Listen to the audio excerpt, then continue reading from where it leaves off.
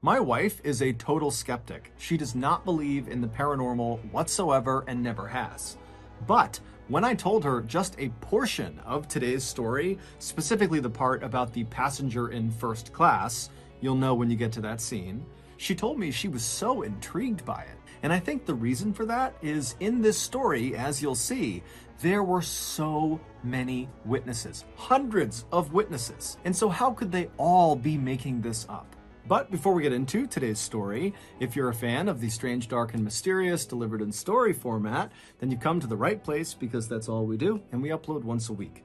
So if that's of interest to you, please invite the like button to come over your house for a Ouija board session, and then after everyone has their fingers on the pointer, ask if anyone likes the like button, and then casually push the pointer towards no. Also, please subscribe to our channel and turn on all notifications so you don't miss any of our weekly uploads. Okay, let's get into today's story.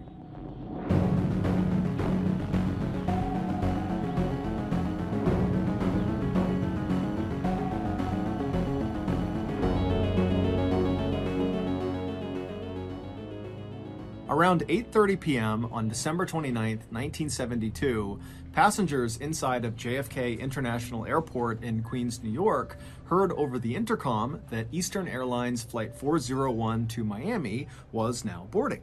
About 30 minutes later, all 176 passengers, which included the 13 crew members, had made it on board, and then at that point, the 13 crew members began making their final preparations for takeoff.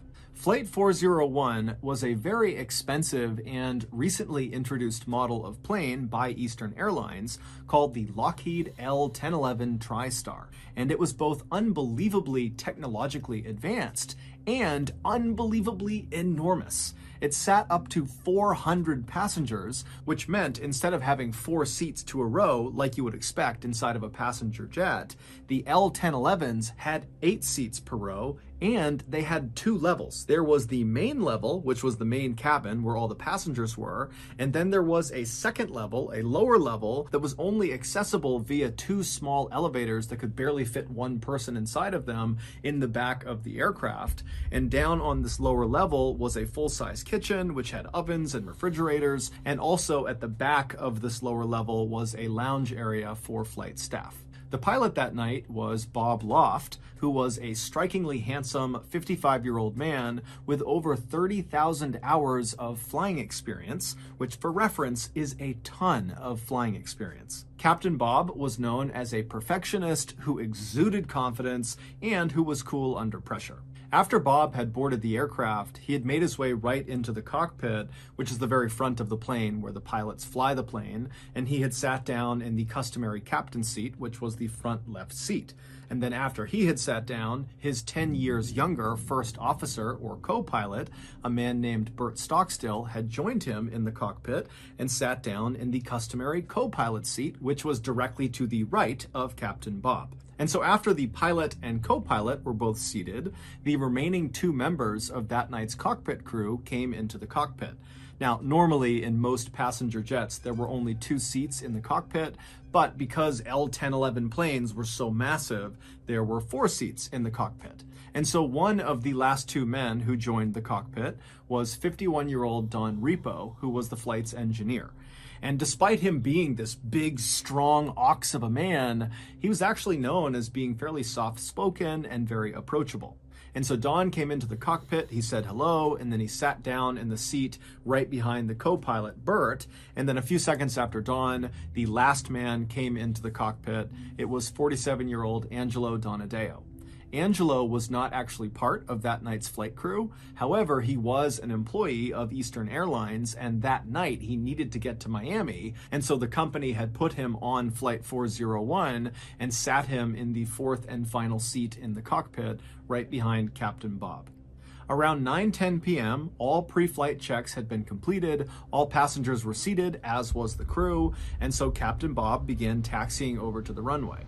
10 minutes later, at 9:20 p.m., Captain Bob pushed the throttles forward and the plane began to take off. A few minutes later, and Flight 401 was airborne up in the night sky over New York, headed south towards Miami. For the next 2 hours, this flight was completely normal. In fact, it was so normal that one of the passengers, named Jerry Escow, actually wrote a letter while he was on the plane telling Eastern Airlines how great their airline was and how smooth this flight was. His plan was, once they landed, to mail this letter to Eastern Airlines. But at 11:32 p.m., so 2 hours and 12 minutes after takeoff, this flight would go from being very routine and normal to being anything but.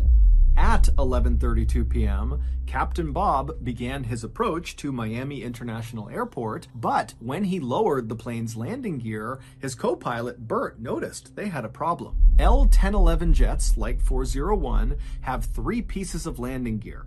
They have wheels that come down under the left wing, they have wheels that come down under the right wing, and they have wheels that pop out of the nose of the plane. And each of these pieces of landing gear has a corresponding little light bulb, a green light bulb, inside the cockpit that once that piece of landing gear comes down and locks in place and is ready to be landed on, its green light will go on inside of the cockpit. But when Captain Bob lowered their landing gear, his co-pilot Bert noticed only 2 of the lights came on. The one that did not light up was the nose landing gear. Now, Captain Bob and the other men in the cockpit, when they saw this issue, they immediately assumed it had to be the light bulb itself that was faulty, not the actual nose landing gear, because this plane was brand new, it had been checked before they left, so the likelihood of the nose landing gear being faulty was incredibly slim. And so Captain Bob, while maintaining his approach towards Miami International,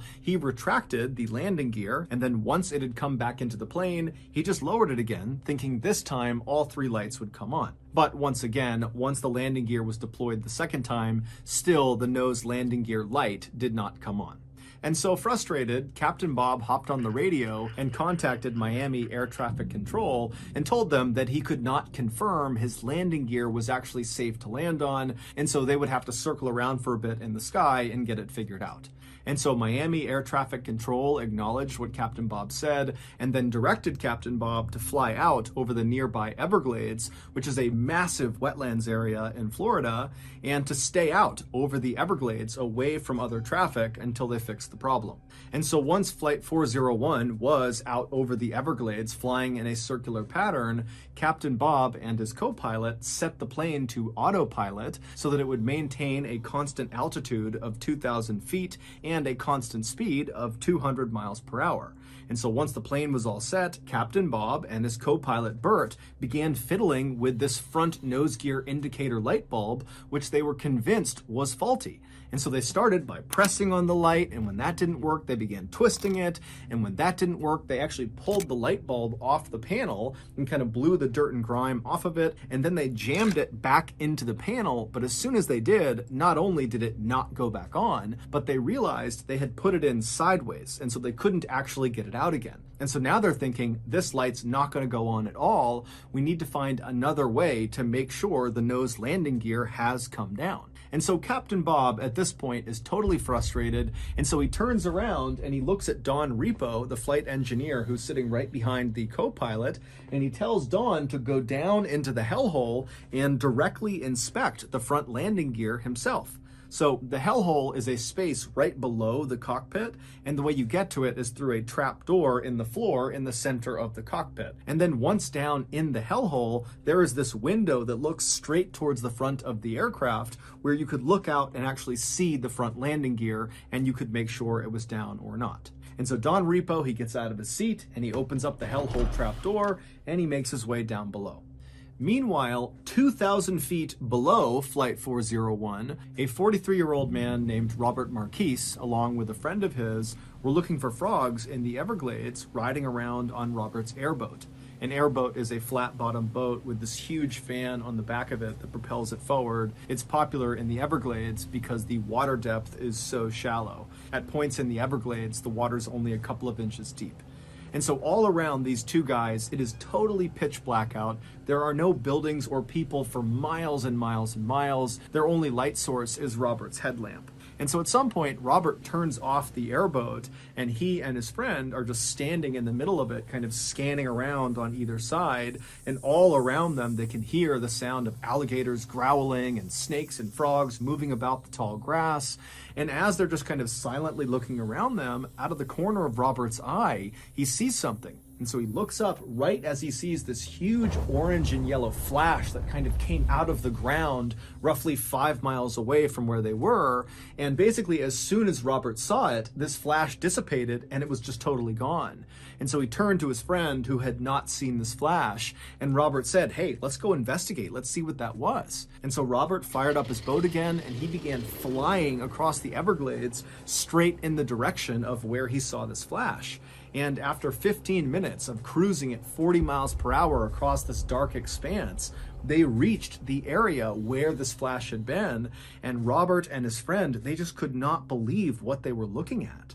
About 20 minutes earlier, back up inside of Flight 401, when Captain Bob turned around in his seat to tell the flight engineer, Don Repo, to go down into the hellhole, it's believed that Captain Bob nudged the steering wheel with his leg. And this little nudge was enough to disengage the plane's autopilot, which sent the plane into a gradual descent.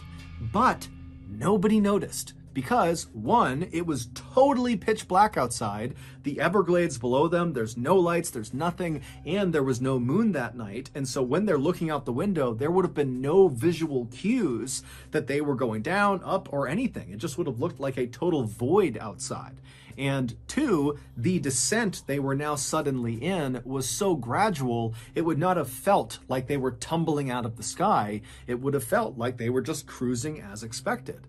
And three, all of the men in the cockpit were completely fixated on this light bulb problem. In fact, they were so fixated that when an alarm went off inside of the cockpit telling them they had dipped below their intended altitude of 2,000 feet, they were now going down, nobody noticed. Although, to their credit, this alarm only sounded once and it wasn't that loud. And so not long after Don Repo had gone down into the hellhole, the plane crashed into the Everglades. No one on board Flight 401, from the cockpit crew to the passengers to the other flight staff, had any idea they were in an emergency until they hit the ground. And when they hit the ground, the plane exploded, and that was what Robert Marquis saw when he looked up and saw that yellow and orange flash. And so Robert and his friend, they speed over to the crash site, and when they get there, they are the first ones there. And even though they're looking out and they can hear the sound of all these people screaming and crying and moaning, they can't see anything because the fire from this huge explosion was already out because the swampy wetlands had pretty much immediately extinguished it. And even though the plane had crashed into the ground at over 200 miles per hour, it had not struck the ground at a very steep angle because basically the plane was in this gradual descent pattern and just kind of coasted until it hit the ground. And so that, combined with the soft, muddy ground of the Everglades, meant that the impact of the plane hitting the ground was not nearly as violent as other plane crashes were, and that ultimately saved lives. In fact, dozens of passengers survived the initial impact with the ground, but many of them were left with these horrible injuries, or they were trapped within the wreckage, or both. When Robert and his friend arrived at the edge of the crash scene, Robert lifted up his headlamp and began to scan, and he saw all these body parts sticking out of the ground, and then his light rested on the first survivor he saw, and it was this man whose clothes had been completely burned off from the explosion. All he had on was just a little bit of his socks on both ankles, and this man was still strapped into the seat that he had been on the plane, and when the plane had broken up, his seat had fallen forward into the mud, pinning this man's upper body and most of his face under several inches of water. And so as Robert had scanned over with his light had hit this man's face, and he had looked up and pleaded with Robert and his friend to come get him before he drowned. And so Robert and his friend, they jumped off their boat and ran over to this guy and pulled the chair up and out of the water, saving this guy's life.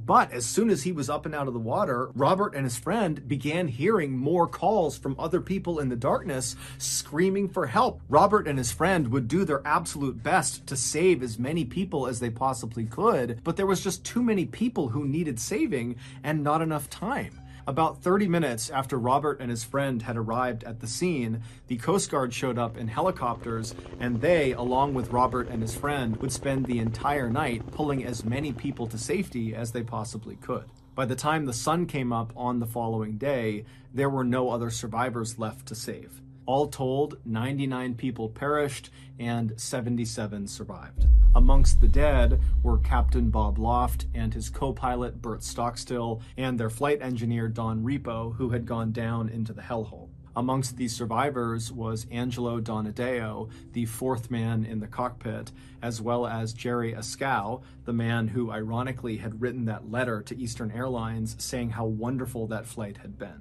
A major investigation following the crash would confirm that the reason Flight 401 went down was because of a number of factors, most notably human error. The investigation would also confirm that the nose landing gear was working perfectly fine. The light bulb not coming on was a result of the light bulb being burned out. Following the investigation, Eastern Airlines would make every effort to compensate both the survivors of the crash and also families of those who were killed in the crash. Eastern Airlines would also make major changes to their training for their pilots and co-pilots and anybody that was ever going to be in the cockpit to ensure this type of disaster never happened again. But this was not the end of the story for Flight 401.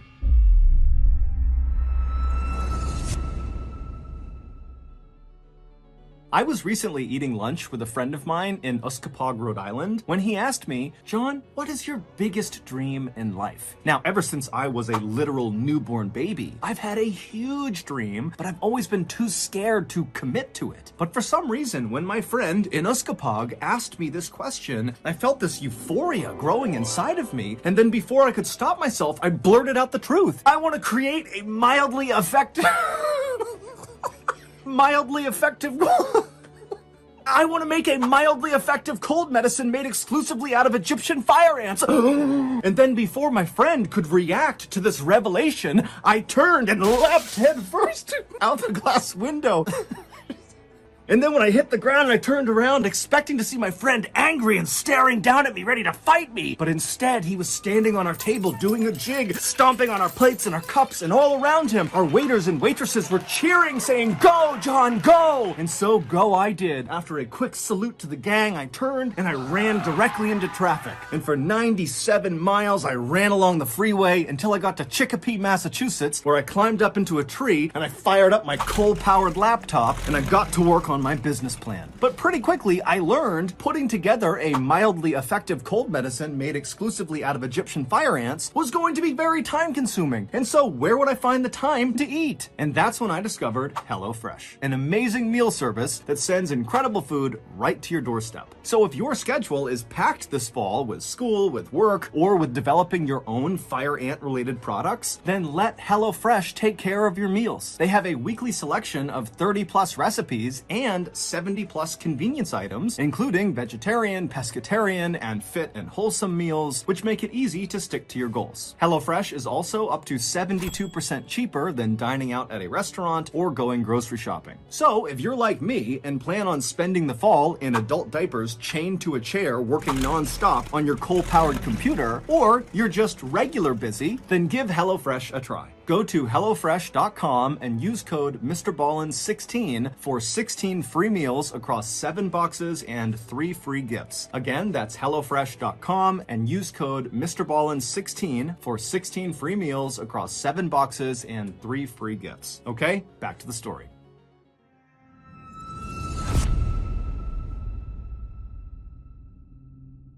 For almost 3 years after the crash, hundreds of Eastern Airline employees began to experience a terrifying phenomenon. Now, at first, many of these employees were going to their superiors and reporting what happened to them, But very early on, Eastern Airlines made it clear that they didn't want anybody to talk about this. Anytime an employee made one of these reports about this phenomenon, they were either sent to the psychiatrist or they were just fired. However, despite this intense pressure from Eastern Airlines to their employees to be quiet about what was going on inside of their ranks, there were still some very brave employees who had firsthand experience with this terrifying phenomenon who still came forward and told their stories to the press and to journalists. They just did it anonymously. And so I'm going to tell you two of the most chilling accounts from those employees. Keep in mind, the names used in these stories have all been changed.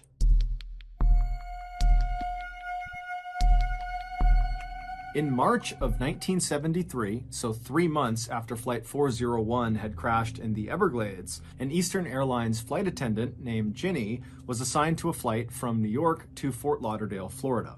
Working with her on this flight was her very close friend and fellow flight attendant, a woman named Denise. Neither of these two women were on Flight 401 when it crashed. The plane these two women would be working on their flight to Florida was called number 318 by Eastern Airlines, and it was an L-1011, just like Flight 401 had been. In fact, plane number 318 actually had some original parts from Flight 401 on it, because it would turn out after that huge investigation was done on the crash, the investigators discovered lots of parts from Flight 401 were still in pretty good shape. And so after rigorously testing them and ensuring they did really work, those parts were actually installed on other L-1011 jets in the Eastern Airline fleet. Now, for the record, this was not considered an inappropriate thing to do. These parts were extremely expensive and they worked perfectly fine, and they were not involved in causing Flight 401 to crash. And so no one batted an eye when Eastern Airlines put these parts on their other planes. So Ginny and Denise, along with several other Eastern Airlines flight attendants, board plane number 318, and after takeoff, the flight attendants began going through the very long and drawn-out process of getting food and drink for the nearly 200 people on board the flight. And so the way the flight attendants divvied up the work is they would have some of the attendants on the main level of the plane in the cabin taking orders from all the passengers, and then the other flight attendants would be down on the lower level, the second level of the plane where the kitchen was, preparing all the food and drinks. And so at some point during this process, Denise, who was up on the main level helping with taking orders, realized she didn't have anything to do. She had taken all the orders she could, and so she decided she would head down to the second level, to the kitchen, where her good friend Ginny was, to see if she could help her. But ironically, as Denise got in the elevator in the back of the plane and began heading down to the second level, Ginny, who was on the second level, discovered she did not have anything to do. She'd already prepped her cart, and so she had gotten into the other elevator and began going up to the main level to see if Denise needed any help. And so the two women literally passed each other in their elevators, but didn't see each other. And so once Ginny arrived at the main level, the cabin level, she got off the elevator and she walked down the aisle and she began asking around to the other attendants if they knew where Denise was. And they would tell her, oh, she just left a minute ago to go down to see you. And so after a couple of minutes, Ginny would leave the main level and go back down the elevator to the lower level to find Denise. Now, to understand what happens next, you need to have a basic understanding of the layout of the second level. So when you come down on either of those two elevators, when the doors open, you'd be looking down a stretch of hallway, basically the length of the plane from the back towards the front. And when you stepped off the elevator, you'd be stepping into the middle of the kitchen. Now, the kitchen was very, very cramped, and on the left side was a row of ovens that were all stacked up against each other, and then on the other side, on the right side, was a row of cabinets and cupboards. If you were to walk down the kitchen straight towards the front of the plane, you would eventually reach a wall that separated the kitchen to the lounge area, and there was a door slightly off to the right side on this wall that you could walk through to get into the lounge. So if you were standing in the kitchen and looking in the direction of this door, you wouldn't really be able to see into the lounge area because, again, the door was kind of off to the side. You would have to actually go over to the door and poke your head through to get a full unobstructed view of the lounge. And all the lounge was a couple of sofas and chairs kind of arranged in a circle. So Ginny has gotten back in the elevator and she's made her way back downstairs to continue looking for Denise. She gets down to the lower level, the doors open up, and she looks out into the kitchen, and Denise is not there. In fact, the kitchen is totally empty. And the door leading into the lounge area is shut, so she can't even see in part of the way into the lounge to see if anybody is in there. But the second Ginny stepped off the elevator into the kitchen, she immediately had this powerful sense that Denise was definitely down there somewhere on the second level with her, probably in the lounge area that she couldn't see. And because Ginny felt so confident that Denise was down there, she actually didn't start by calling out for Denise or walking to the door, opening it up, and looking into the lounge to make sure Denise was there. Instead, Ginny just turned to the left and went to the ovens and began preparing food for the attendants upstairs.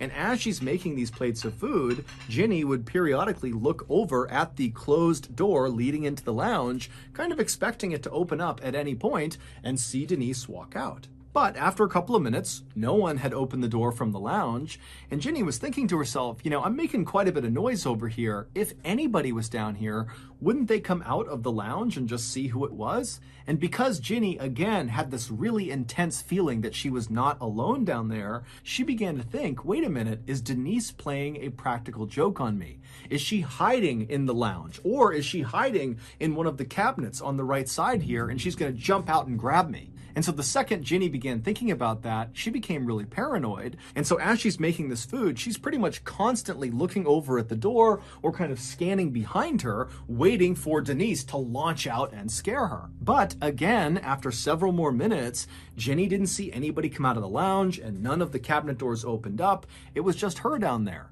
However, the longer she stayed down there, the stronger that feeling got that someone was in the room with her. And so now she can't even make her food. She's completely turned around, just scanning all around the kitchen, really at this point, hoping Denise jumps out to scare her. And when Denise didn't do that, Ginny just began walking over to the door that would lead into the lounge.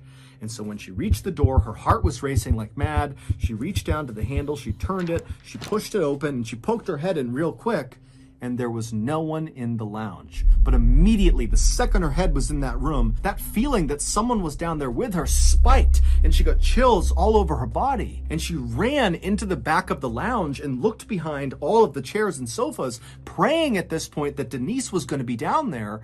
But after looking all over the back of the lounge, there was no one there. And so finally, Ginny turns around and she's totally racked with fear. Because now she's on the very far end of the lounge. There's no one in the lounge. She knows there's no one in the kitchen. And here she is still getting that sensation that she was not alone down there. But she has to go all the way back across the lounge, through that door, into the kitchen to get back to the elevator so she can escape. And so Ginny almost instinctively moved immediately to the left side of the lounge and put her back up against the wall to make sure no one could be behind her.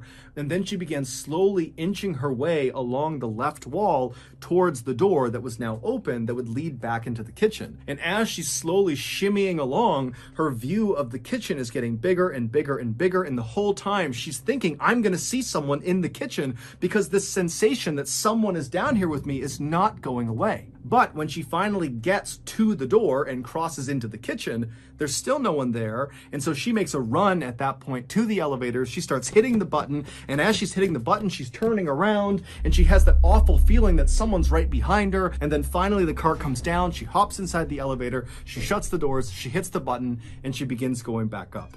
When the elevator cart got back to the main level and the doors opened again, Ginny almost knocked over the flight attendant that was standing right outside of it, a woman named Mildred.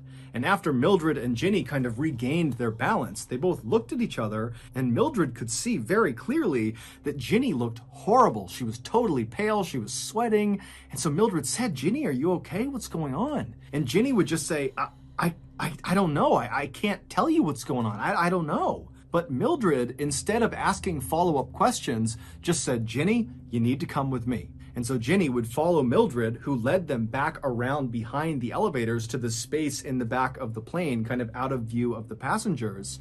And there, Ginny would find Denise. And Denise looked pale as a ghost. She was sweating and looked totally shaken up. It would turn out when Ginny left the lower level for the first time to come up to the main level to look for Denise, and then learned that Denise was not up there, that Denise had actually gone down to look for Ginny.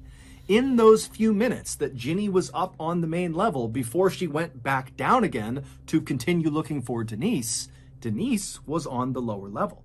And Denise would say when she got off the elevator into the kitchen, there was no one down there, but immediately she believed Ginny had to be down there because of the strong sense that she was not alone down there. However, when she opened up the door to look into the lounge, she didn't see anyone, and it totally spooked her. She shut the door, she ran back to the elevators, and she went back upstairs. And as she was going up in her elevator car, who, once again, passed her in the other elevator car? Ginny. And so once again, the two women did not see each other. And so these two women, who had never experienced anything like this before in their lives, had nearly identical experiences, totally independent of each other, just a couple of minutes apart in the exact same space. It was just too many coincidences for them to totally write it off. And so that was a big reason why they felt like they had to come forward with their information.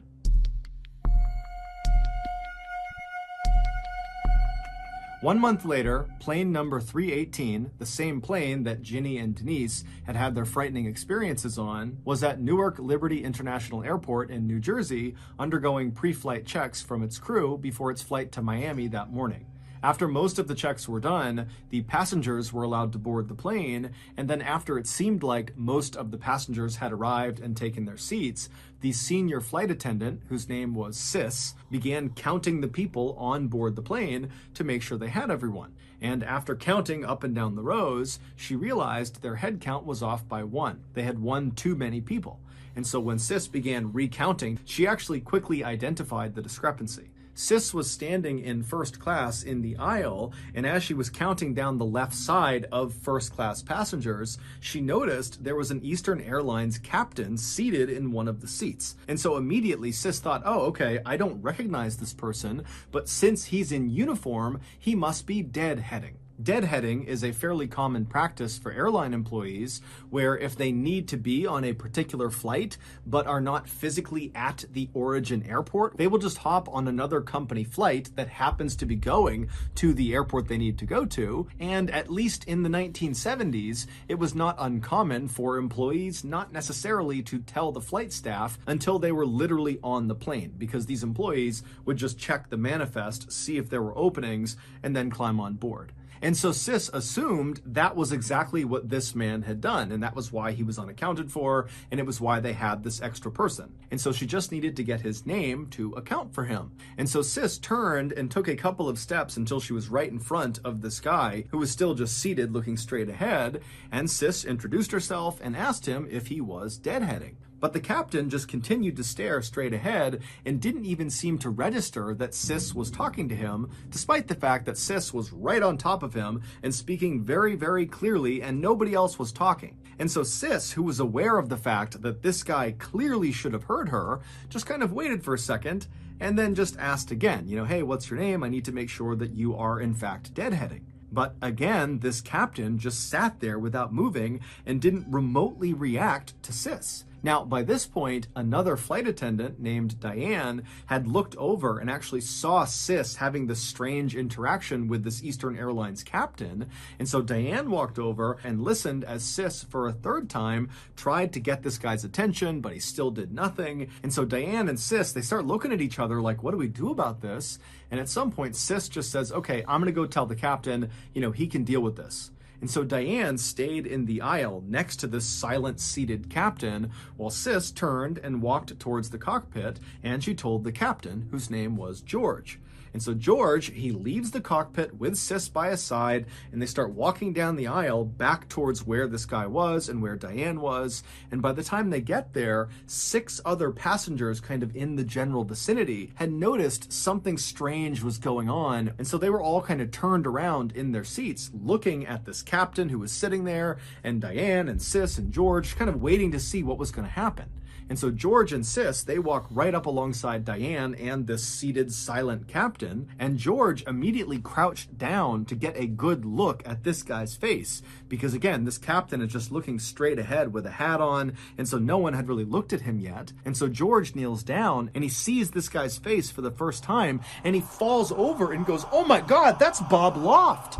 The same Bob Loft who had died on Flight 401, the captain of Flight 401. George had known Bob really well and knew exactly what Bob looked like. But before Bob, Sis, Diane, or the 6 other passengers that were all watching could do anything, the seated, silent captain that looked exactly like Bob Loft vanished into thin air right in front of all of them. And immediately, these 6 passengers on board the flight that saw this happen became hysterical. They could not understand what they had just seen. People are screaming and crying, and George, Diane, and Sis, they were very shaken at what they saw, but they knew they were in charge of this flight. And so they tried to calm down the passengers, but then very quickly, they organized a search of the plane, because they're telling themselves, no one can just disappear into thin air. This guy has to be somewhere on the plane. And so for over an hour, the passengers were told to stay in their seats and were told to stay calm while the flight crew searched every crevice, every nook and cranny of this flight to see if they could find this guy.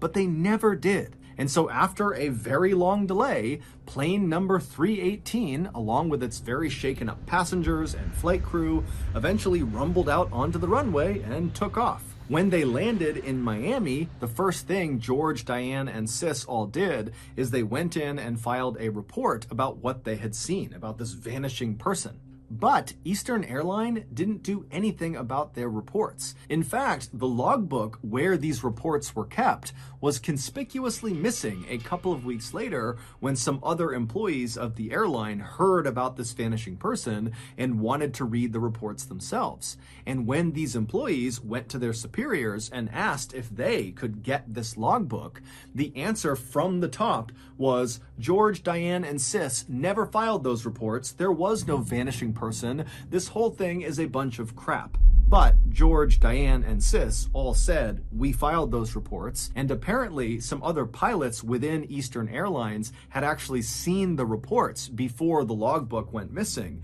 and they would tell other people that what they read was terrifying. Over the next 2 years, there would be an astounding number of other totally unexplainable events that took place on other planes within Eastern Airlines' fleet. However, the strange events only occurred on L-1011 jets that had parts on them from the crashed Flight 401. Some of these unexplained events included more sightings of the silent seated captain who looked just like Bob Loft. And in fact, one of those sightings was by an Eastern Airlines executive who, after seeing this captain vanish into thin air right in front of him, the executive freaked out and ran off the plane and demanded the plane be searched top to bottom. But like the last search, nothing was found. On another occasion, the catering company that loaded food directly into the second level of these L-1011s, basically right into the kitchen, one of their staff spotted a man wandering around the lower level that looked just like Don Repo, the flight engineer from the doomed Flight 401. And when this staff member spoke to this man who looked like Don Repo turned towards him and then vanished into thin air. The catering company was so scared when this happened that they refused to go back into the plane, and it caused a massive delay. On another flight, on board plane number 318, the pilot and co-pilot began hearing banging coming from the hellhole, and when the pilot got up and opened up the hellhole and went down below and shined his light, he didn't see anything, but when he went to climb back up into the cockpit, he looked up, and standing in the cockpit was once again Don Repo looking straight down at him, who then promptly vanished right in front of him. On another flight, a female passenger and coach, who had been quiet the entire flight, suddenly began screaming hysterically. And when they went up to her and asked her what was wrong, she was pointing at the seat next to her and said a man had suddenly appeared right next to her. He did not walk in, he just appeared next to her, and then when she began screaming, he vanished right in front of her. This woman was so upset that when they landed finally in Phoenix, Arizona, she had to be restrained in a straitjacket when they pulled her off the plane.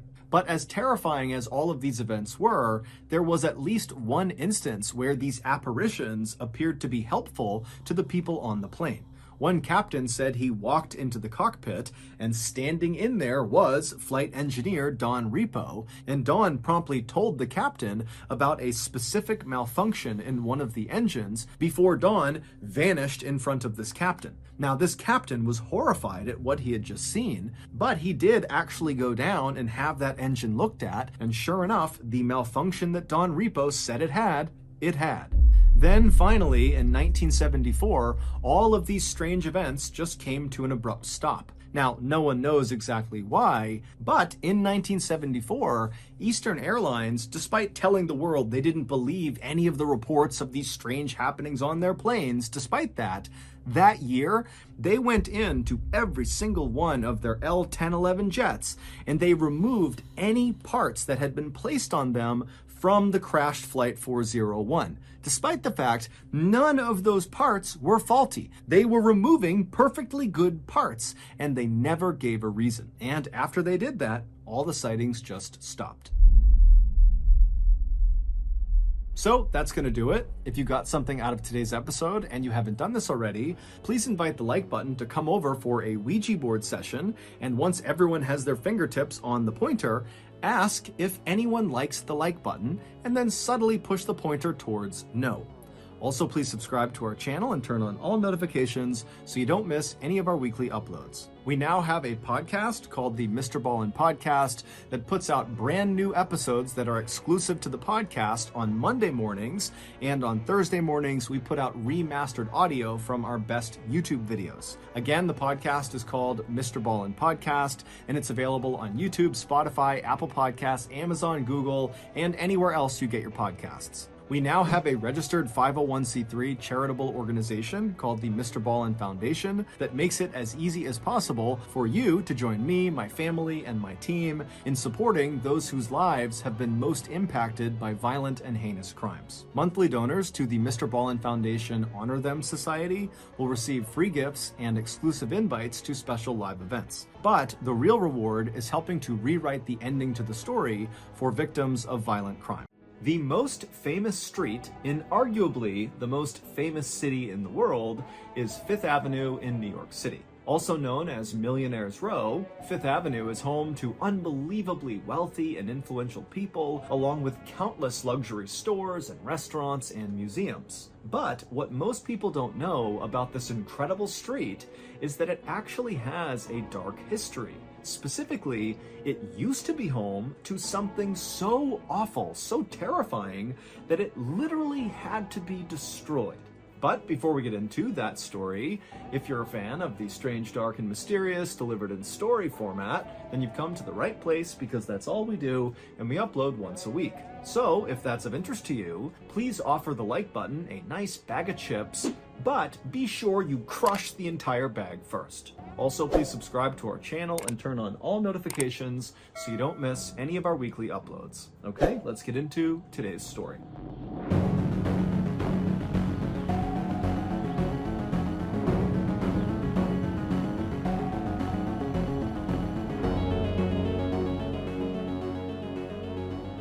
Just after midnight on March 9th, 1947, a man slipped out the front door of his 4-story brownstone mansion on New York City's iconic Fifth Avenue. The man was named Langley Collier. He was 61 years old, and he was a trained engineer. He was a very famous concert pianist, and he was very wealthy. But he didn't dress like he was wealthy. This night, Langley was going for an 8-mile walk to the south to Brooklyn, New York, where he was going to pick up a very specific thing that he needed for his older brother Homer, who was currently laid up in bed on the second floor of the mansion. It was a freezing cold night, and so as Langley walked along the road, he flipped up his collar of his very shabby wool coat that was held together by safety pins. Nowadays, Langley felt like the only time he was safe going outside was at night, because at nighttime he could kind of hide from the prying eyes of his neighbors or police officers or really anyone. It was the one time he could basically be invisible. And so Langley scurried his way down the dimly lit sidewalk, looking left and right constantly to make sure he wasn't being followed. And then finally at 2 a.m., he arrived at his destination in Brooklyn, a very particular set of dumpsters. And right away, Langley got to work. He went in that dumpster and he got the things he was looking for and then put them in his bag, slung it over his shoulder, and then began the long, slow walk back home. Several weeks later, on March 21st, the phone rang inside the police station near where the Collier brothers lived. And so a sergeant picked up the phone, and on the other line was a guy who called himself Charles Smith, and in a very gruff voice, he told the sergeant that there was a dead body in the Collier brothers' mansion. Now, while of course this was a huge tip, the sergeant was skeptical because the police were aware of the fact that there were lots of rumors floating around about the Collier brothers. They were very eccentric. I mean, Langley's going out at night with a bag over his shoulder and going to look at dumpsters in Brooklyn. I mean, they were also kind of reclusive, and the windows outside of their mansion were boarded up with wood and metal. And so people were kind of on edge about the Collier brothers, and periodically, when they heard rumors about them, they would call the police and report it. And so the police were used to getting these rumor calls, going and checking it out, only to discover that they were not true. And so this sergeant said to Charles Smith, well, how do you know there's a dead body inside the mansion? But the caller simply didn't answer and hung up. And so because the sergeant did not necessarily believe this was a credible tip, instead of sending an entire investigative team to the mansion to check out this dead body, he asked a single police officer to, when he had time, make his way over and basically do a wellness check on the Collier brothers. And so later that day, this one lone police officer showed up to the Collier brothers' mansion. He got out of his cruiser and he just stopped and looked at the brownstone mansion. Even though it was every bit a mansion, it was not in good condition. All the windows were boarded up with wood and metal, and the glass behind them was all shattered. There was newspapers coming out of the broken windows like they had been jammed up against the inside of the windows. There was all this furniture and wooden crates and just junk piled up outside the front of the property. I mean, the place looked kind of dilapidated, and he was shocked that anybody lived in here to begin with.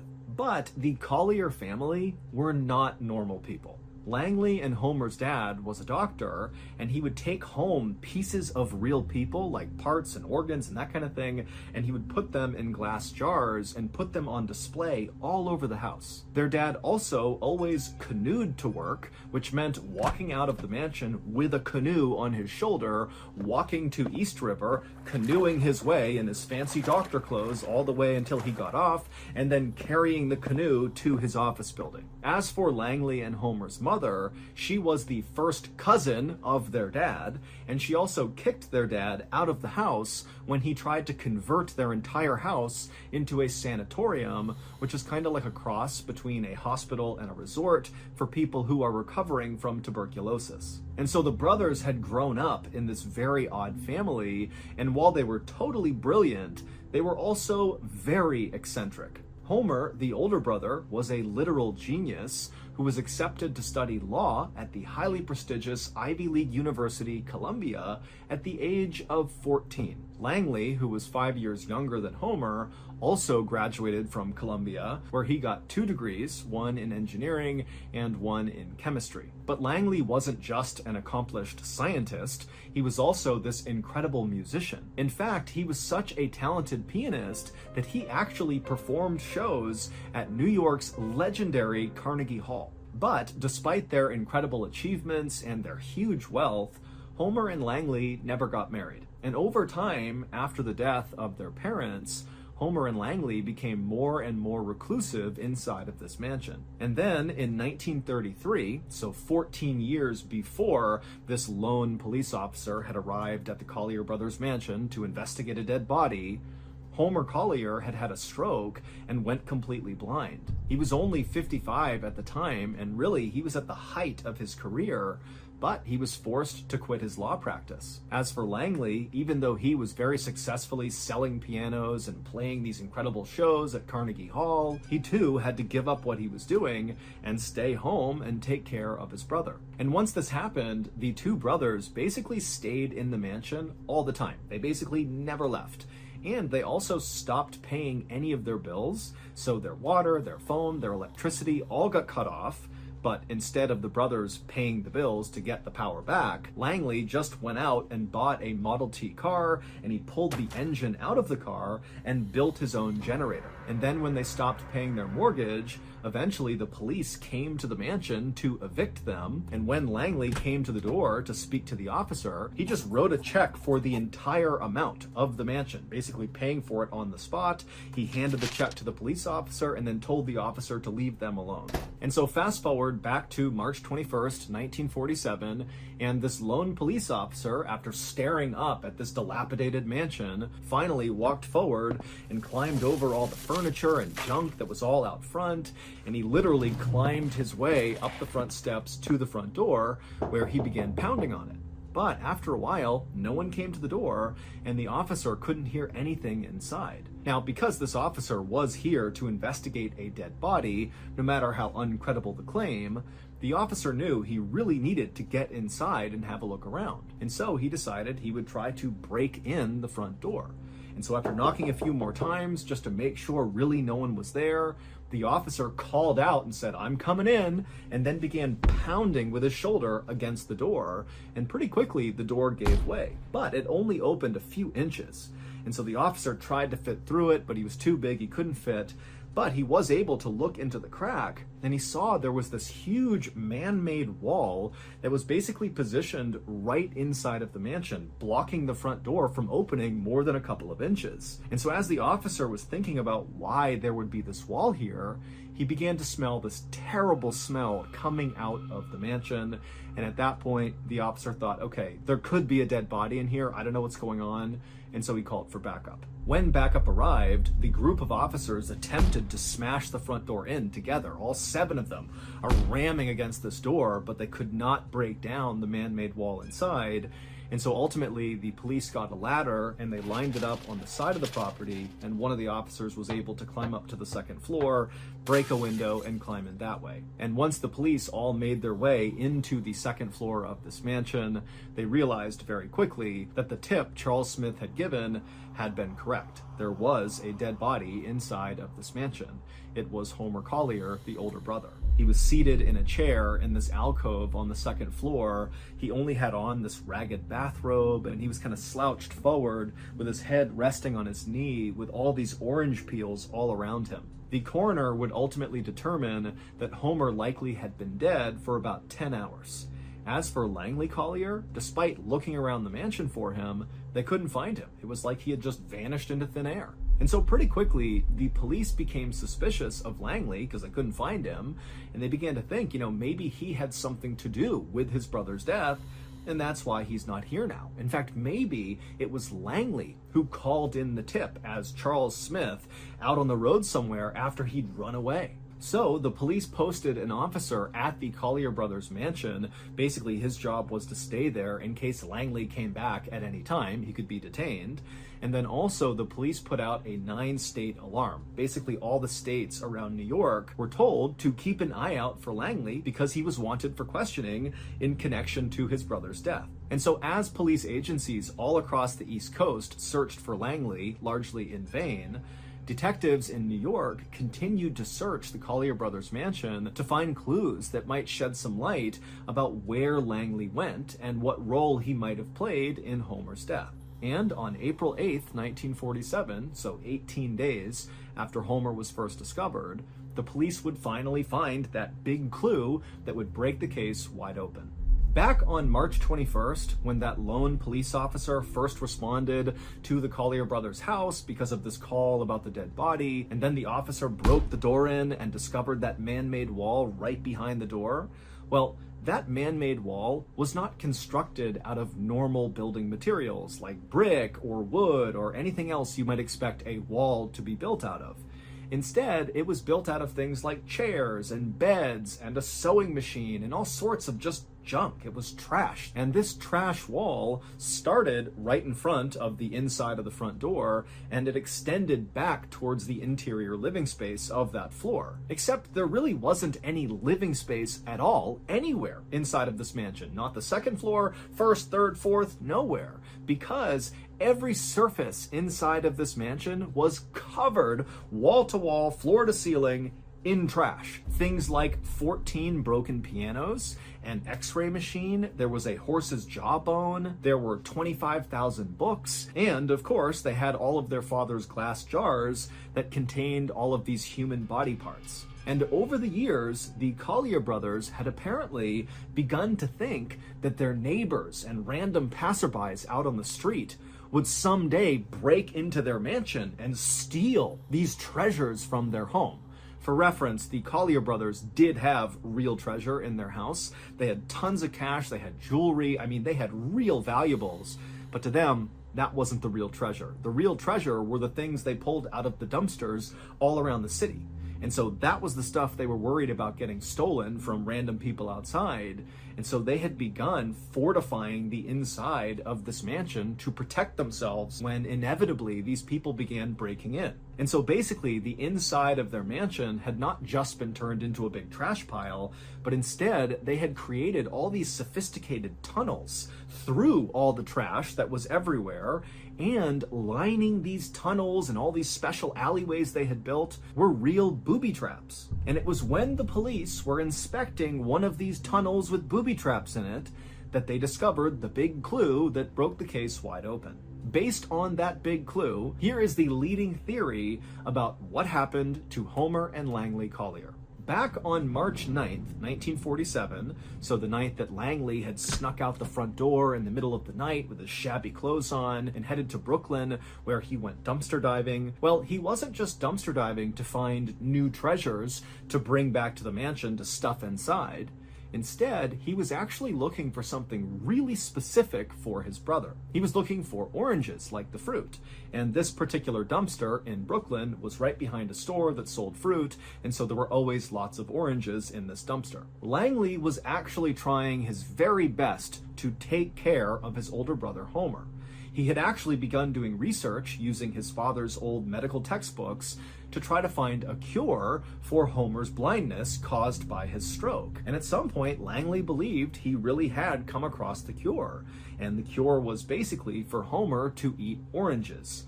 Lots and lots of oranges. And in fact, over the last several weeks before this night, Langley had already made this change in Homer's diet. He only fed him oranges for every single meal. He got them from this dumpster and he fed them to Homer. And Homer, he too believed this cure was going to work, and so he ate the oranges without question. And so back on March 9th, after Langley had gathered up the oranges from inside this dumpster, slung it on his shoulder, and walked back to his mansion, he maneuvered his way through the crack in the front door because he was super skinny. He was able to barely get through. And then once he was inside the mansion and shut the door behind him, he maneuvered his way up to the second floor. And then he began the most dangerous part of his journey from one side of the second floor to the other where Homer was. Basically, Langley needed to crawl through a 2-foot wide tunnel he had built through all the junk and trash, but it was lined with booby traps. In particular, there was a nasty trap at the end of the tunnel where there was this stack of metal boxes filled with all these newspapers. They were really heavy, and they were positioned so if you even so much as barely touched the lowest box, they would come crashing down on you. Now, Langley had made this journey countless times. This is how he went to see his brother every single day, as he went through this tunnel. But on this day, as he low-crawled his way through the tight tunnel in the trash, he accidentally knocked the lowest metal box. The boxes tumbled down on him and pinned him to the ground. Now, these boxes were very heavy, but they were not heavy enough to kill someone. It would just pin them down. It would be impossible to get out from under them. And so Langley, very likely, after getting trapped, called out for his brother, Homer, who was actually only 10 feet away from him, But Homer was blind, he was sick, he had absolutely no energy because all he ate was oranges and it was basically killing him. And so he couldn't even get out of his chair, let alone go save his brother. And so for several agonizing hours, Langley likely yelled for his brother until the weight of all these boxes did crush him to death. And then Homer was left all alone in this house where no one knew he needed help and no one could even get to him if they wanted to.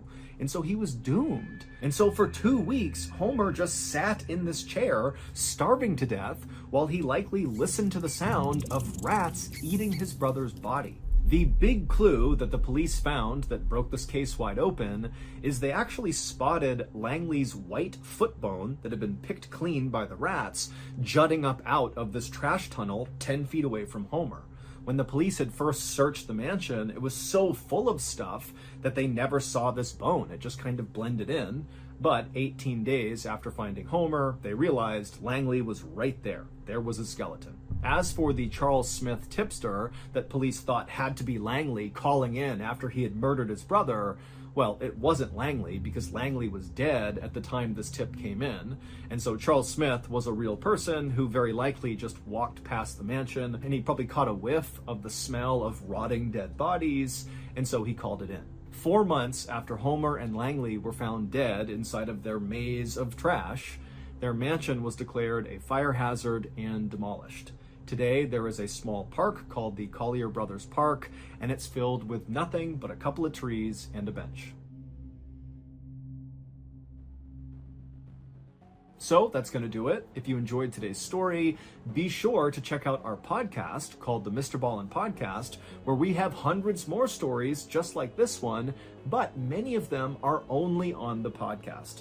So again, it's called the Mrballen Podcast, and it's available exclusively on Amazon Music. And as they began to work, they kept constant eye contact with each other because this was obviously a very dangerous thing they were doing. But at some point, as Sam was making his way, he had to duck down to check a particular fastening. And so when he ducked down, he lost sight of Michael just for a second. But in that split second, this huge rogue wave smashed the side of the boat, practically capsizing it, sending Sam flying towards the railing. But Sam luckily grabbed onto the railing before being thrown into the water. And then as the boat kind of began to rock back to level, Sam instinctively looked back down the ship to look for Michael. And he watched through the darkness and the rain as Michael went careening off the side into the ocean. He hadn't been able to grab onto anything. And so the instant the boat kind of leveled out again, Sam screamed for Michael, but he couldn't see him. And so he ran down below, woke up the whole crew. And so moments later, the crew was on the deck. They had their big spotlights out, scanning the water, through this big storm, looking for signs of Michael. And at the same time, the captain had come up and he was on the radio talking to police. And so several minutes later, a police boat managed to come out to the fishing boat. And at the same time, the crew is still desperately looking for Michael. They haven't found him yet. And now the police began circling around the whole area, calling out for Michael, throwing out buoys into the water in hopes of, maybe Michael sees one and grabs hold. But nobody could find Michael. He was just gone. And so all that morning into the early afternoon, the police continued to look in the area for Michael. The crew on board the fishing boat did the same thing, but still nobody could find a trace of Michael. And so around noon that day, the search was called off. And the police told Sam and the rest of the crew of this fishing boat that unfortunately, at this point, it seemed very likely that Michael had drowned. And so, of course, Sam and the rest of the crew were basically in shock. I mean, this happened so quickly. How could it be that, Michael just a few hours ago was joking around with them, part of the crew, and now he's dead? I mean, it was just unbelievable. But now, unfortunately, Sam and the rest of the crew had to basically put their grief aside and make a very practical, albeit very cold, decision, which was, even though Michael's dead, do we stay out here and continue fishing? Or because of his death, do we just go back home? And you might think that decision was actually super easy to make, that of course, they would pack it in and go back home. How could you possibly stay out here and go fishing considering what had happened? But you need to understand, it cost a lot of money to go out on these fishing excursions, and they had just left, and so they had not caught anything. So they had spent all this money and they had no return from it. And these fishermen were not wealthy. In fact, honestly, they needed the money from this trip just to provide for their families. And so if they did turn around right now, I mean, it would really hurt all of them, and it would also make it really hard to get the funding again to go out later. And so after some pretty awkward deliberation, the crew decided that, you know what, we got to stay out here and fish. But the silver lining was, hey, if we stay out here for another day or so, maybe Michael's body will float to the surface and we can at least recover him and bring him back home to his family. And so all day that day, the fishermen stayed out and fished, and they were very successful. I mean, one after another, they were catching these cod that were 6 feet long and nearly 100 pounds. They're called flowery cods. But despite how incredible this was for their business, this was not a cause for celebration because they had just lost their friend the day before. And so it was a very somber day, and all day, all the fishermen really are looking out at the water, hoping to see Michael's body. But, by the end of that 24 hours of fishing, they didn't see any sign of Michael. And so they packed everything in and they headed back to port. They sold off all of their cod that they had bought. And then each of the fishermen went back to their families and grieved the loss of their friend. A few days later, a factory worker was standing in front of a fish processing line with this huge 97-pound cod right in front of them. This is one of the flowery cods that Sam and the other fishermen had caught 24 hours after their friend had gone overboard. And so this worker took their knife and, like they did every day all day long, began opening up this fish. And at some point, after cutting it open and looking inside of this enormous cod, the worker just stopped and couldn't believe what they were seeing, and then they began to scream. It would turn out a few days earlier, after Michael had been thrown overboard during that storm, he very likely had been alive when he hit the water. But the area where they were fishing off the coast of Queensland, Australia, was known for having lots of sharks and saltwater crocodiles in the area. And so pretty much immediately, Michael was attacked by either a shark or a crocodile, or maybe both.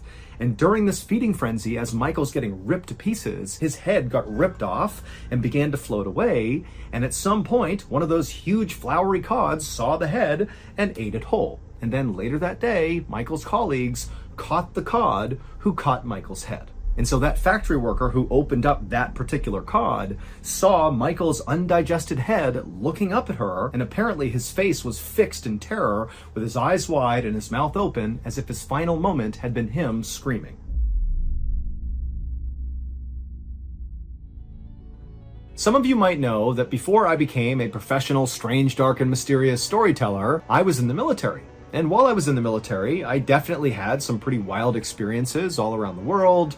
But to be honest, what I remember most about my time in service was not any of my own exploits, but rather it was the insane stories I heard from other service members. Keep in mind, military service members are sent to some of the most isolated, desolate, inhospitable places in the world, and many times in those places, weird things happen. Unexplainable things, like borderline paranormal things, happen in these places. Think being out in the middle of the ocean with absolutely nothing around and seeing lights popping up in the sky and coming out of the ocean, and seeing figures up on the mountains wandering around where there shouldn't be any people. I mean, there are insane stories out there from service members, but many of them are not necessarily told in the public. They're kind of kept within the military. It's like kind of part of military lore. That is the premise of wartime stories. And if that piques your interest, well, you're in luck, because not only can you right now go check out the Wartime Stories YouTube channel, but also I personally hand-selected wartime stories to come under the Mrballen Studios umbrella, and we have collaborated to make a brand new weekly podcast, the official Wartime Stories podcast, which is available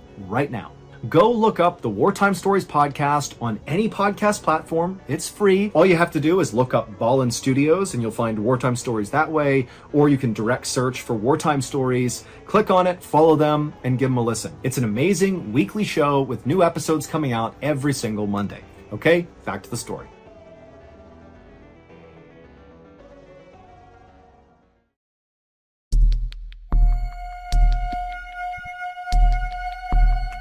On the afternoon of July 13th, 1994, a man woke up feeling very confused and disoriented, and he felt some pain in the back of his head. And as he opened his eyes, he kind of slowly realized that he was on his back in a ditch on the side of the road, looking up at a big blue sky. The man tried to sit up, but as soon as he did, he felt this throbbing pain in the back of his head, and he reached back to touch it, but the second he did, it hurt even worse, and he definitely felt there was a pretty big lump on the back of his head.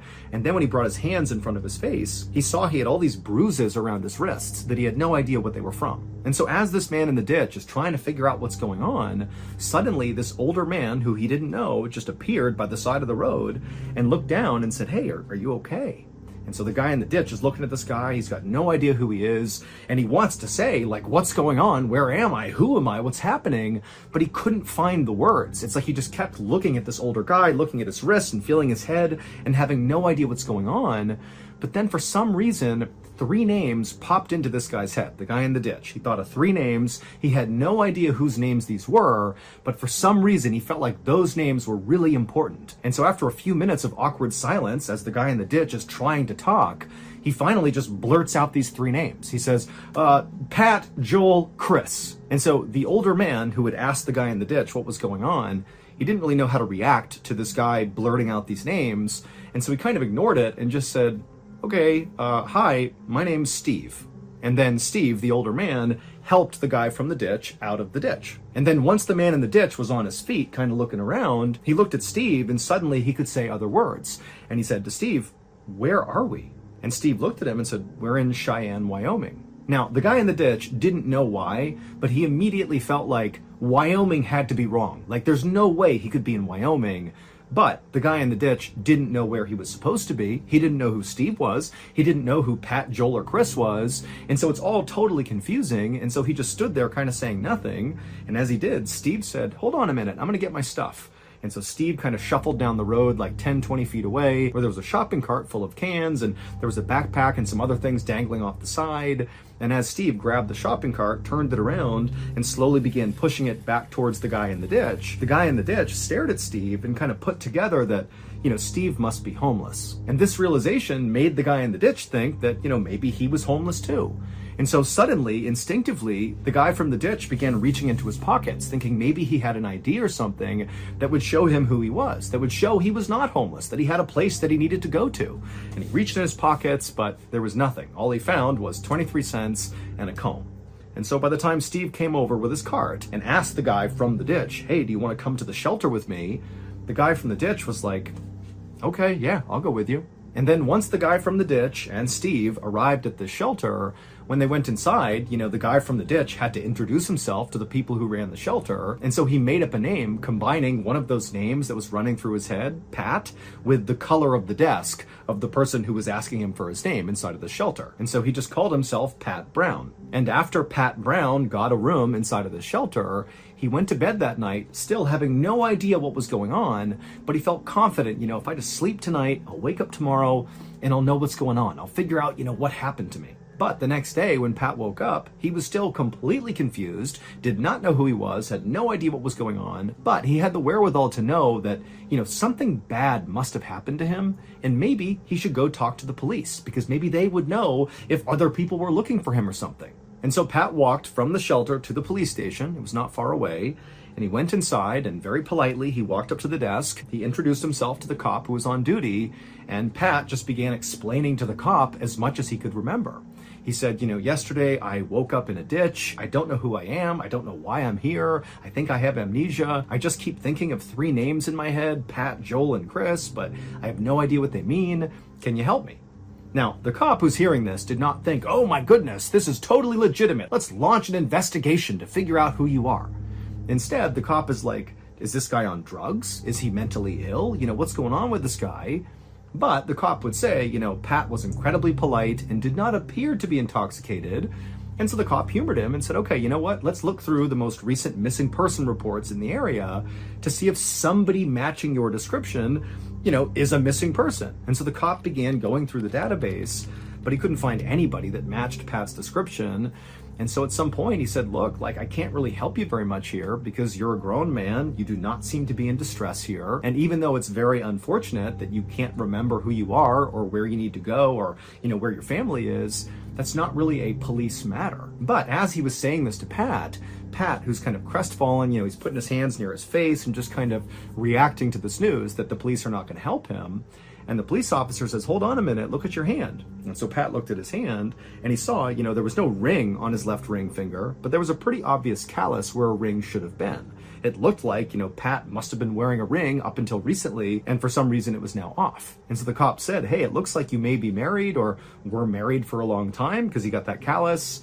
But, beyond that, I'm sorry, there's not much else I can offer you. And so even though this was somewhat valuable information, it didn't really point Pat in any direction. And so he was about to turn and leave when the cop said, hey, do you want to ride to the hospital? Because it seems like you could be having some sort of medical event here. But Pat politely declined and just told the officer to please be in touch with him if anybody came calling looking for somebody that kind of seemed like him. And the police officer said he would. And so after this, Pat left the station and went back to the shelter and basically told himself, I'm going to stay here and just wait until my memory comes back. Because at this point, that was kind of all he could do.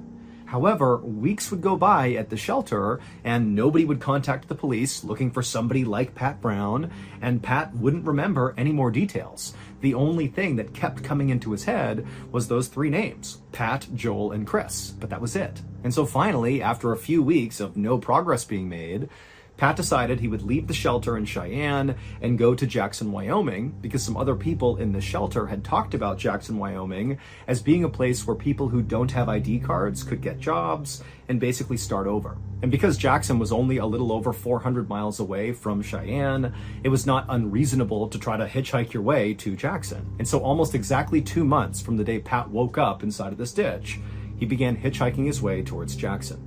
And then when Pat got to Jackson, he was able to get a job without an ID. He got a job at a newspaper, sorting mail and doing some clerical work. And at first he stayed in a shelter like he had in Cheyenne until he had saved up enough money to rent a room. And as the months went by in Jackson, Pat did begin to remember additional details about what seemed like his former life. He discovered while doing clerical work at the newspaper that he was able to use an adding machine without looking at it. It was like his fingers just knew where to go. He also discovered that he was able to do really complex math problems in his head. And then also, in virtue of being at the newspaper, he saw a lot of information about the stock market, and he actually seemed to know a lot about the stock market, even though he didn't know why. Also, while Pat was in Jackson, he started to feel this really intense compulsion to go to a Catholic church. And so he began going to Catholic Mass, and while he was in church, he just automatically began saying the prayers along with everybody else, even though, again, he didn't really know why he had that information in his head. But the biggest clue that came back to Pat while he was in Jackson was this recurring dream he would have, where he was at this campground somewhere, and this little boy comes around the corner and looks up at Pat and says, "Hey, Dad, Mom needs your help with Chris." And then in the dream, he responds to this child by saying, "Okay, Joel, I'll be right there." And so with all these clues kind of coming back into focus, Pat sort of felt like he had a grip on who he used to be.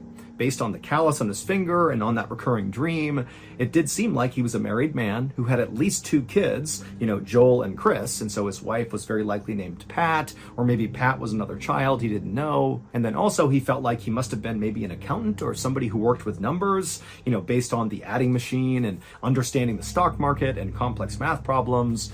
And also he was a devout Catholic, because that's the only way he would know all those prayers. But despite kind of putting together who he seemed to be in his previous life, that didn't really tell him anything about what he should do now. Like, he didn't know where his potential family was, or where his job was, or where he should go. And so even though he had this kind of former life formed in his mind, he couldn't act on it. And so Pat's weird life in limbo in Jackson, Wyoming, just kind of continued to drag on. And so by the end of 1997, so by this point, it's been 3.5 years since Pat has woken up in the ditch confused. He's still in Jackson, Wyoming. He still has no idea who he is. And it's starting to set in that unless he takes drastic measures here, he'll never figure out the truth about who he is. And so early in 1998, Pat does take drastic measure. He contacts a very popular TV show at the time called Unsolved Mysteries and asks them to please cover his story, because if they did, it would be broadcast across the country and maybe somebody out there would recognize him and come find him. And sure enough, when Pat contacted Unsolved Mysteries, they thought his story was totally insane and they covered it. Pat's episode aired on April 10th, 1998, almost exactly 4 years after Pat woke up in that ditch. And on the day his episode aired, in a city in Indiana, 1,500 miles away from Jackson, Wyoming, a phone rang in a woman's house. And so she answered it, and it was her cousin, and her cousin told her, "Stop whatever you're doing and turn on the TV. Put it on channel CBS." And so this woman, she walks into the living room, she turns on the TV, flips it to CBS, and she sees an episode of Unsolved Mysteries is playing, and it's Pat Brown's episode. And this woman is staring at the TV, and she practically faints when she sees what it's about. But she stays composed and just stands there staring at the TV, so shocked she can't even say anything. And the whole time her cousin is yelling through the phone, saying, "Can you believe it? Oh my goodness." And then at some point on the TV, a phone number flashed at the bottom of the screen where the producers of the show told the audience, "Hey, if you know anything about this case, call this number." And so at this, the woman who's watching the TV, she hangs up on her cousin and she dials that number she sees on the TV. Pat's drastic decision to call Unsolved Mysteries would indeed solve the mystery of who he was. However, the truth about who Pat was is not what you think. It would turn out some of the clues that Pat had sort of naturally recalled in those 4 years that he was kind of figuring out who he was were indeed clues of his former life.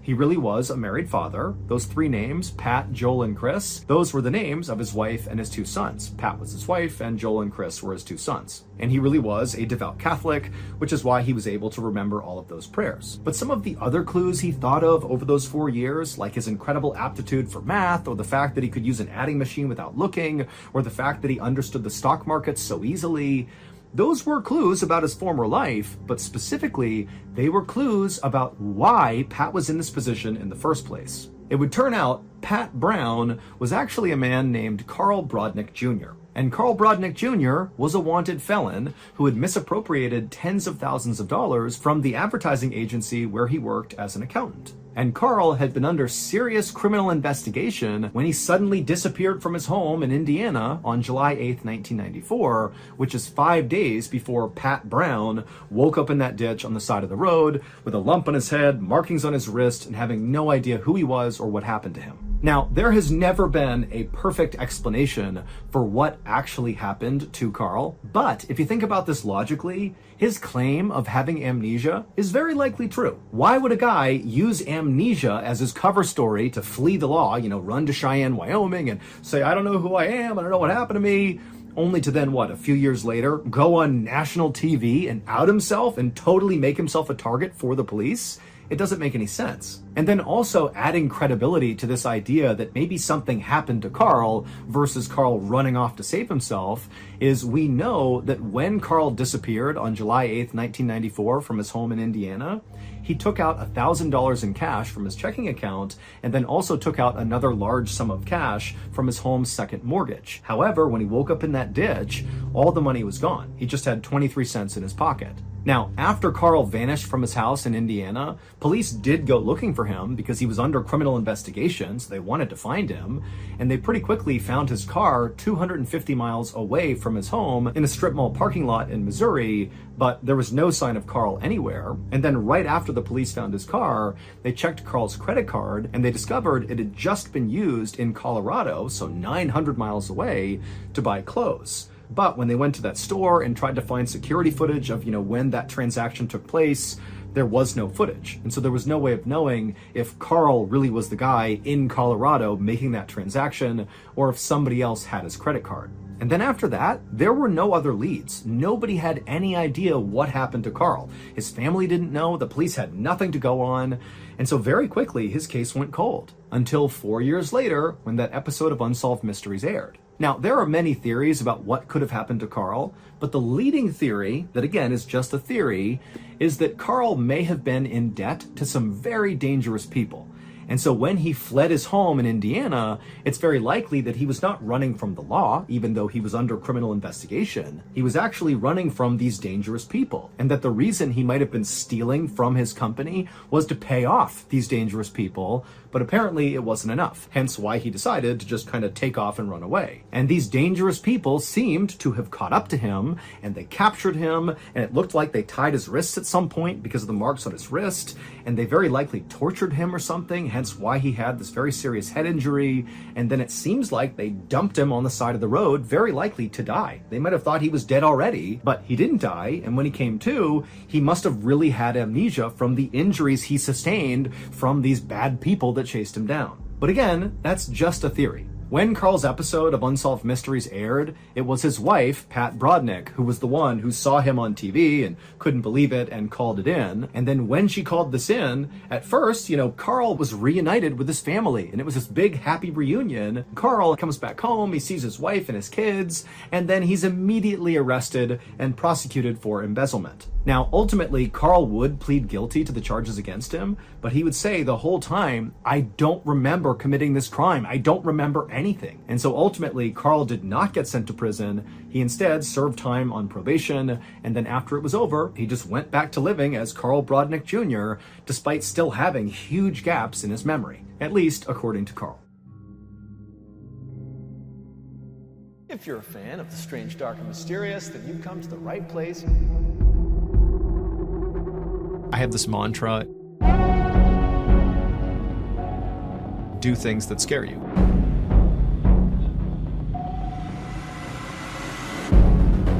I am doing a full-blown tour across the United States. How do you feel about that? Oh, terrified, but that's why I'm doing it. It's a privilege to have the opportunity to stand in front of people who have chosen to be here just to listen to me. I want the people in the audience to be drawn into the stories I'm telling the same way they are at home.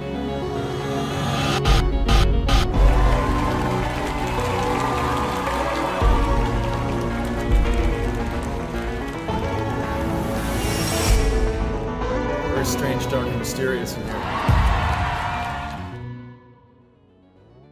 So that's going to do it. If you want more strange, dark, and mysterious content, remember, we have a whole slew of strange, dark, and mysterious podcasts that are free to listen to right now. All you have to do is go to any podcast platform and type in Ballen Studios, and you'll see there's the Mrballen podcast, there's Mrballen's Medical Mysteries, there's Bedtime Stories, there's Runful, there's Wartime Stories. They're awesome. Go give them a listen if you're a fan of the strange, dark, and mysterious. So that's going to do it. Thank you guys so much. Until next time, see ya. Wait, don't go anywhere. If you're looking for more strange, dark, and mysterious videos, click here. The final confession at the end of this video is genuinely horrifying. Viewer discretion is advised. But before we get into today's story, if you're a fan of the strange, dark, and mysterious delivered in story format, then you've come to the right channel, because that's all we do, and we upload 3 or 4 times every week. So if that's of interest to you, please secretly teach the like button's parrot to screech obscenities every time the like button is on a work call. Also, please subscribe to our channel and turn on all notifications so you don't miss any of our weekly uploads. All right, let's get into today's story.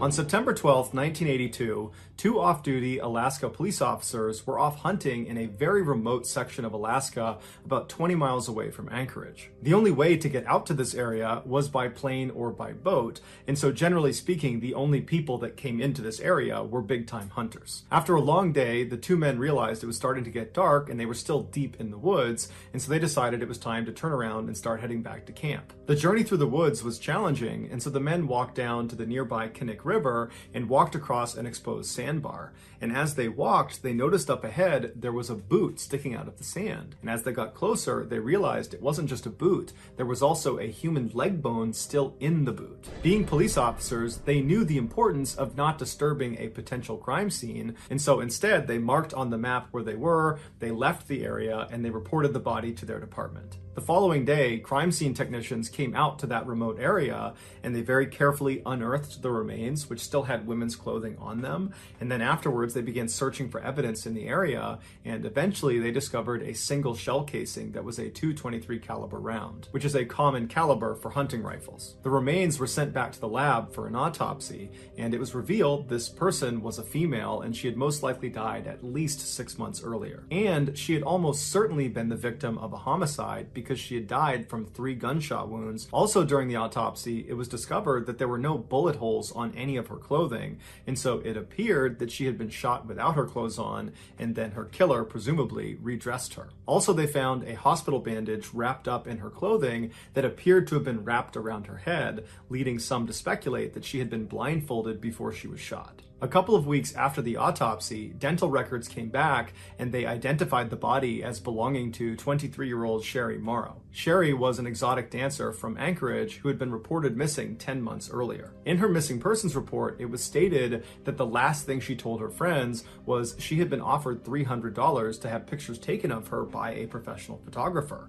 and she was going to meet this man right before she disappeared. While police were fairly certain that Sherry's killer was this so-called photographer, they had no evidence that would allow them to search for this person. They had nothing. All they had was this shell casing that was commonly used amongst hunters. And there's lots of hunters in Alaska. So the police reported the finding of Sherry's body to the media in hopes that when they put that out to the world, that someone from the public would reach out with more information. During the police's press conference, one of the reporters asked them, do you think Sherry's death is connected to the other unsolved deaths in that part of Alaska? What they were referencing was 2 years earlier, 2 other women's bodies had been discovered in that rough area where Sherry had been found. One of the women was so badly decomposed there was no way to identify her. However, it was revealed she was probably in her late teens or early 20s. The other woman was able to be identified. It was 24-year-old Joanne Messina, who was an exotic dancer from Anchorage. But there was virtually no evidence at either of the 2 women's grave sites, and so their deaths remained a mystery. Publicly, at this press conference, the police told reporters that they did not believe Sherry's death was connected to those 2 other women. But privately, some officers had their suspicions. Not only had these 3 women met similar fates in a similar area, but over the past couple of years, there had been a significant increase in missing people out of Anchorage, Alaska. And most of these missing people were young women that were either exotic dancers or prostitutes. This convinced many officers that they were dealing with a serial killer, but there just wasn't any evidence to actually prove it, so they couldn't come out and say it publicly. Over the following year, no new information came out about Sherry Morrow or the other 2 deceased women that had been found in that same area, and so all 3 of their cases just continued to languish. Meanwhile, more and more exotic dancers and prostitutes were going missing out of Anchorage, and no one knew why. Then, on June 13th, 1983, the police got a break. Early that morning, a man driving a truck turned onto a quiet Anchorage highway, and as he was making his way down the road, he saw up ahead on the side, there was this woman running towards him, screaming with her hands over her head, and she wasn't wearing pants or shoes. And so obviously he knew something was wrong, and so he pulled over, and as this woman is charging up towards him, he notices she has a handcuff on one of her wrists, and she appears to be a lot younger than he initially thought. She's probably in her late teens. And so she comes running up to his car, he unlocks the passenger side door, she flings herself inside without even asking for permission, she slams the door behind her, and then ducks down to keep her head out of the window, like she's trying to hide from something out there. Now this man looked out and he didn't see anyone or anything, but he wasn't going to wait around for whatever it was she was scared of, and so he just made a gut decision to take this girl away from here. And so he peeled off and drove down the road, and the girl, who was very shaken up, couldn't even tell this guy what was going on. She just asked him to please drop her off at a nearby motel, and the man didn't ask any questions. He drove her to the motel and he dropped her off. The girl ran inside and up to her room, and when she ran inside, the motel receptionist sees this girl running in. I mean, she doesn't have her pants on, she's got a handcuff on, she looks terrified, and so she called the police. A few minutes later, the police showed up. They went up to this girl's room, they knocked on the door. The girl opened it up and she was obviously very scared, and she allowed the police inside, and she told them her name was Cindy Paulson and she was 17 years old. The police recognized this girl is terrified, she's not a threat, and so they removed the one handcuff that was still on her, and then they asked her, what happened? And the police officers would say her story was just horrible.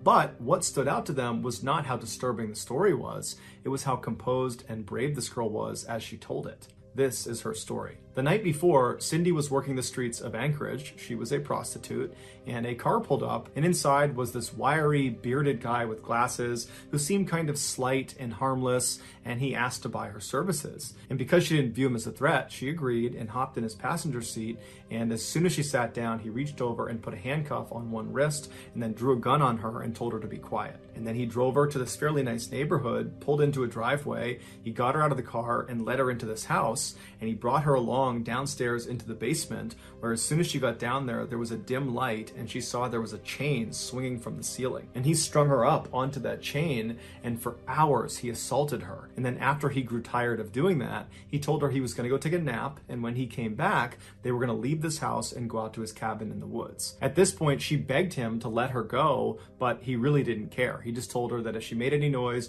or tried to escape at any point, he would have to kill her.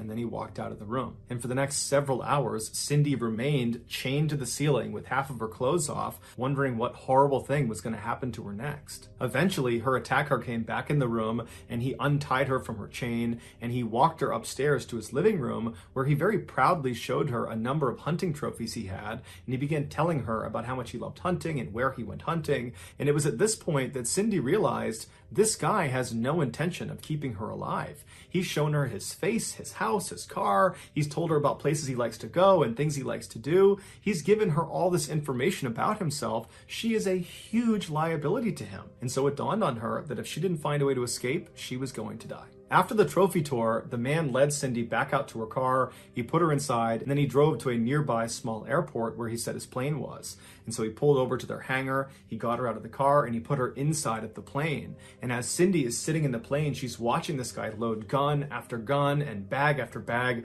of what looks like military supplies into this plane. And so she knows that this is the moment. I have to escape right now, because as soon as this plane takes off, I'm done for. And so at some point when this guy went over to his car to get something and his back was turned to her, she jumped out of the cockpit of this plane, she fell to the ground, she got up and just began running out of the hangar. And she managed to get out of the hangar and began turning the corner and running towards this forest right as she hears this guy charging after her, screaming that he's going to catch her and kill her. And so she just keeps running for her life all the way into this forest, all the way to that highway, before she finally stopped and turned around and she saw the man had stopped following her. This is when she went onto the highway and she flagged down the guy in the truck who brought her to the motel. The police were shocked by her story. It sounded totally unbelievable, but she was so genuinely scared and so detailed that they believed her. And so they told her they would have to bring her to the hospital, and on their way to the hospital, she demanded they go back to that airport that she had been held at so she can try to identify the hangar she had been in, and hopefully the plane would still be in there. And so the police comply, they go into the airport, and Cindy points out the hangar she believes she was in. And when they get there, the plane she had been on was still there, but the man, her attacker, was not there. And so the police got out and they began taking down notes about the plane, its different tag numbers and what it looked like. And while they're standing there, the security guard from the airport came over because he saw the police cars, and he told the officers that the night before he had seen the owner of the plane they're looking at acting very suspiciously with something inside of his car. And so on a hunch, he had recorded that man's license plate number, and he gave that number to police. And so the police were able to use that license plate number and some of the numbers on the plane to figure out who owned both vehicles. And it was a local man named Robert Hansen who owned a very successful bakery downtown. After dropping Cindy off at the hospital, the police officers decided to pay a visit to Robert Hansen at his house. When they got there, Robert was actually pulling into his driveway right at the same time, and they saw his car matched the description that Cindy had given of his car. And then when Robert got out of his car, he matched the description that Cindy had given of her attacker. When Robert saw the police parked outside of his house, he immediately invited them over and said, what can I help you with? And the police said, we'd like to talk to you. Can we go inside? Robert invited them inside, and when the police went into his house, it matched the description that Cindy had given of his house with all the hunting trophies everywhere. And so they sat down and they asked him what he was doing the night before, and he said he had spent the night with some friends, and he had their contact information, and if you needed to talk to them, you could, but they would say he was with them. When the police asked if they could have a look around his property, Robert immediately consented and said, you can look anywhere you want. And so the police searched his property, but found no signs that Cindy had been attacked there. And so they thanked him for his hospitality and they left. Once they got back to their station, they checked in with Robert's two friends he claimed he was with the night before, and they each independently corroborated Robert's story, saying that yes, he was with them from this time to this time. And so it appeared, as unlikely as it seemed, that Robert was telling the truth. And so the police went back to Cindy and they said, are you sure that everything you told us is exactly as you remember it? You didn't exaggerate anything. This is the truth. And Cindy said, absolutely. And they said, okay, well, are you prepared to take a lie detector test to prove that you're telling the truth? And Cindy said, no. Now, it's unclear why she said no. Maybe it was a general distrust of the police, but either way, when she said no, it immediately cast an enormous amount of doubt on her story in the eyes of the police.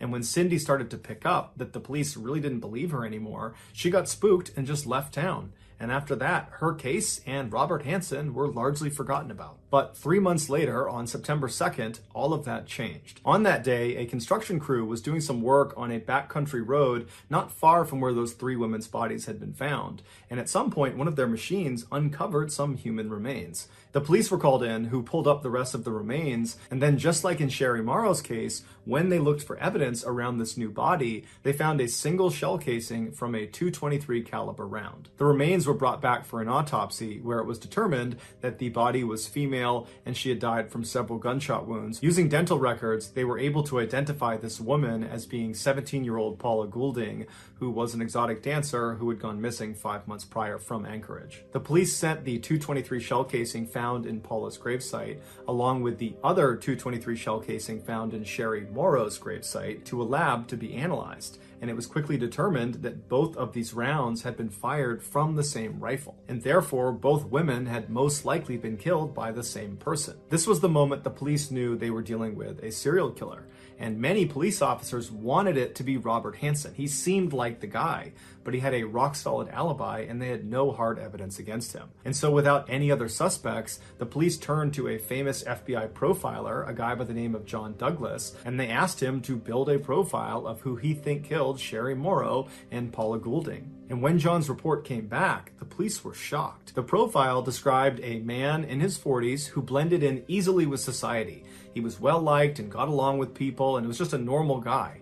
And he was successful, probably because he owned a successful business. He was an avid outdoorsman and hunter, and he most likely had a significant speech defect, like a lisp or a stutter. The profile was perfectly describing Robert Hansen. And because of John Douglas's prolific success in correctly identifying killers based on his profiles, when a judge saw this particular profile and saw how neatly it lined up with Robert Hansen, he gave the FBI a search warrant for Robert's house. And this time they would find very damning evidence, like a map of the local area. It was a hunting map, and on it there were 37 X's marked off. And some of those X's coincided with the same area where those 4 women's bodies had been found. They also found a .223 caliber rifle, along with a bag of women's jewelry that contained a necklace belonging to Sherry Morrow. As the FBI was carrying evidence out of Robert's house into their truck, a neighbor walked over after seeing all the commotion, and she walked up to one of the agents, and she was very skittish and anxious,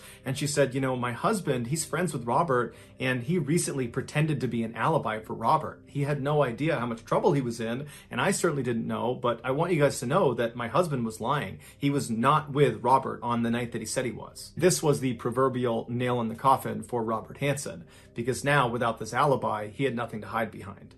And so when the police approached Robert with their overwhelming evidence against him between what they found in his house and this now recanted statement from his former alibi, Robert said, okay, I'm going to confess. But there was a catch. He was only willing to confess to murdering the 4 women whose bodies had already been found by police. Now, the police knew Robert had almost definitely killed more people, and so at this point, they just wanted to know who the other victims were and where they were. And so they offered Robert a deal where he would confess to those 4 murders and then give additional information about other victims, where they were located, who they were, what happened to them. In exchange, they would not prosecute him on any other victims he named. And so Robert agreed to these terms, he signed the deal, and then he gave a full, horrifying confession. He said he would drive around Anchorage at night and look for young, vulnerable women that were all alone. These were usually prostitutes out on the street, or they were exotic dancers he would try to befriend inside of clubs. And when he approached these women, he would tell them he was a professional photographer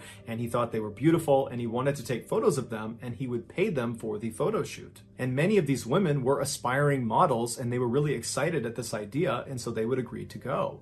And so Robert would tell them to meet him the next day at a particular location, which was usually a fast food restaurant. And Robert would show up much earlier, and he would hide in his car, and he would wait to see when they showed up if they were alone or not. And when he saw they were alone and they had no one to help them, he would drive up and he would ask them to get in his car. What these women couldn't see was on the inside of the passenger side door was a handcuff that was already latched on to the door itself, and there was an open cuff waiting for them as soon as they got in.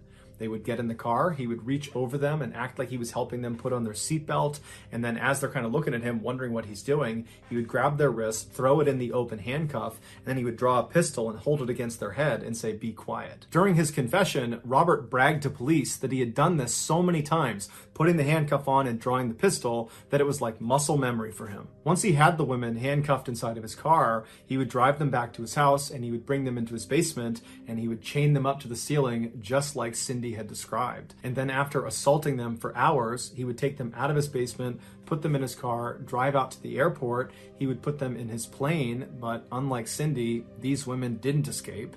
And he would take off and he would fly them out to his cabin, which was not far from where those 4 bodies had been found. Once he got the women into his cabin, he would undress them and put a blindfold on them, and then with their handcuffs still on, he would assist them out the front door and tell them to run. And they would take off as fast as they could into the woods, running into trees, falling over, but just running for their lives, believing their ordeal was now over. They just had to get away from this guy. But what they didn't know is their ordeal was just starting. Robert had no intention of allowing them to escape. He knew there was deep water that surrounded his cabin, and so if they actually made it that far to the water's edge, they would drown. And so Robert would give these women a significant head start to give them the sense that they actually might escape. And then Robert would grab his knife and his hunting rifle, and he would head out and begin stalking his prey. And for the next several hours or days, he would walk around the woods looking for these women, and he would just stay off, watching what they were doing. And at some point, he would sneak up on them, and he would wound them intentionally, usually with his knife, and then he had a blood trail to follow. And he would follow these dying women who were screaming out for help, and at some point, these women would know they were going to die. There was no hope for them, and they would collapse or they would stop, and at that point, Robert would walk up to them and he would shoot them. Afterwards, he would remove their handcuffs, he would redress them, and then he would bury them in a shallow grave. Before he was carted off to prison to serve a life sentence without the possibility of parole, he was brought out by authorities to help identify where other grave sites were in that hunting area. But he was only able to find 8 additional victims because he would go to different grave sites and the remains would not be there anymore, most likely because animals had ransacked the area, or he just simply forgot where it was, or he didn't want to share any more information with police. Robert never confirmed if all 37 of those X's on that map that was found are actual sites of victims that he buried. But investigators say that's exactly what they were, and in fact, many believe there are other maps with more X's on them. But the police could only confirm 17 victims. If there were more, we probably will never know, because in 2014, Robert died in prison and he took those secrets to the grave. So that's going to do it, guys. If you found the secret in today's episode, let us know in the comments what it is and where you found it, so give us the timestamp. And if you're the first to do that, we will pin you at the top of the comments section.